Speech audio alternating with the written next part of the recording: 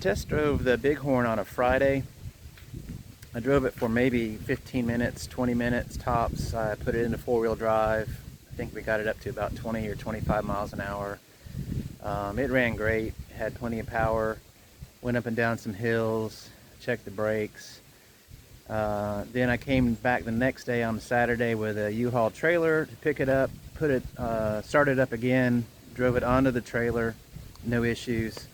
Then I drove it about 2 hours to the lake and started it up and backed it off the trailer and parked it, and everything's still running great. Came out about 2 hours later to move it around to a different location. Actually was going to drive it down the street, and it started right up, but then it died a few seconds later. I tried to crank it up again, it sputtered, but it really wouldn't run, and then after a few minutes it didn't even want to fire up at all.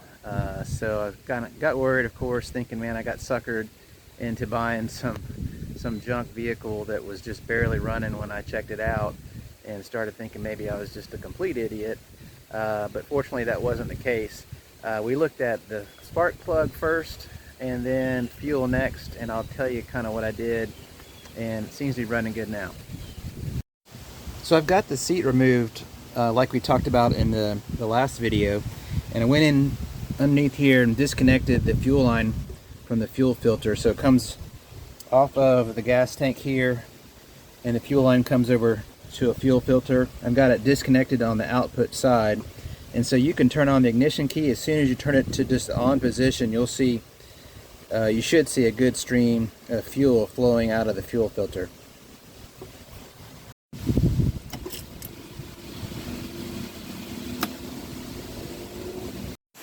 You can see down on the bottom of this cup there's a little bit of some particles that came out with just a few seconds that I ran it.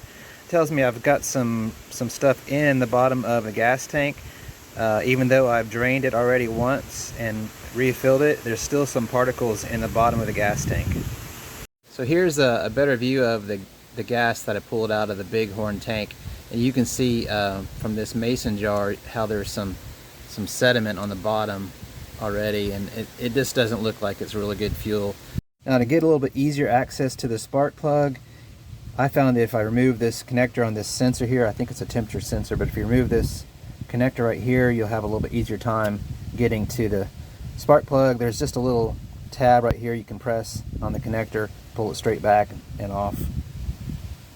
Now, when I removed the spark plug boot, what I noticed was the spark plug did not have the larger contact point or the cap on it. That was already removed on the original NGK spark plug. This is the spark plug that came out of the unit as I bought it. It's an NGK DR8EA. You can see that the cap has to be removed on these spark plugs to fit the connector. When I took it out, I thought it looked okay. A little bit of carbon on there, but I believe this is the original spark plug. I went to the local auto parts store here at the lake. They didn't carry that particular NGK plug. One place had it, but they didn't have any stock. The other places didn't carry it. So I got this Champion plug, which they said was a cross. This is a RA6HC.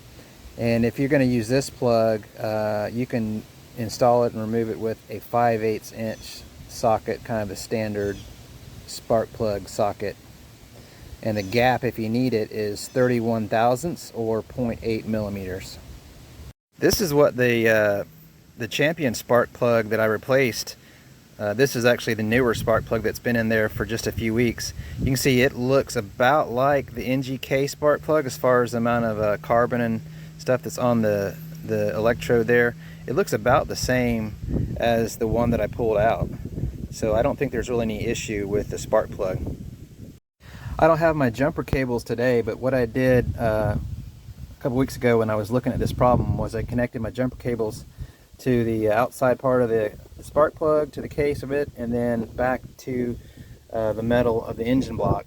And then I don't really have to be holding very much. I can just leave the spark plug sitting here and turn the ignition key and try to start it up, and you can see if you have a spark here.